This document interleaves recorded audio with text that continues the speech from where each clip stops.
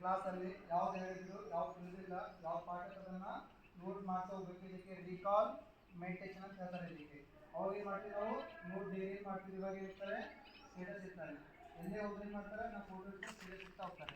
ಅವಾಗ ಮಾಡ್ತೀವಿ ಡೈರಿಯನ್ನು ಬರಿತಾ ಇದ್ದೀವಿ. ನಾನು ಏನು ತಪ್ಪಾಗ್ತಾ ಇದೆ, ಏನು ನಾನು ಇನ್ನೂ ತಿದ್ಕೋಬೇಕು ಅನ್ನುವಂಥ ದಿನಾಲು ಒಂದು ಬರವಣಿಗೆ ಮಾಡ್ತಾ ಇದ್ರು. ಇವಾಗ ಹಾಗೆ ಆಗ್ತಾ ಇಲ್ಲ. ಎಲ್ಲಿ ಬರವಣಿಗೆ ಓದು ಜಾಸ್ತಿ ಇರುತ್ತೆ ಅಲ್ಲಿ ಬುದ್ಧಿ ಮನಸ್ಸು ಸ್ಟ್ರಾಂಗ್ ಇರುತ್ತೆ. ಅರ್ಥಾಯ್ತಾ?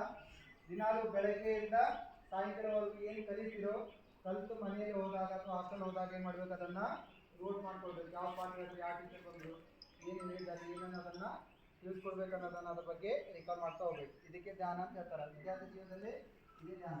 ಓಕೆನಾ? ಇವಾಗ ಎರಡು ಕೈಗಳನ್ನು ಜೋಡಣೆ ಮಾಡಿ ಕೊನೆಯ ಮಂತ್ರ ಓಂ ಸರ್ವೇ ಭವಂತು ಸುಖಿನಃ ಸರ್ವೇ ಸಂತು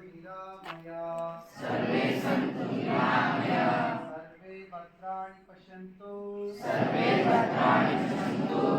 ಮಾ ಕಶ್ಚಿತ್ ದುಃಖಭಾಗ್ ಭವೇತ್.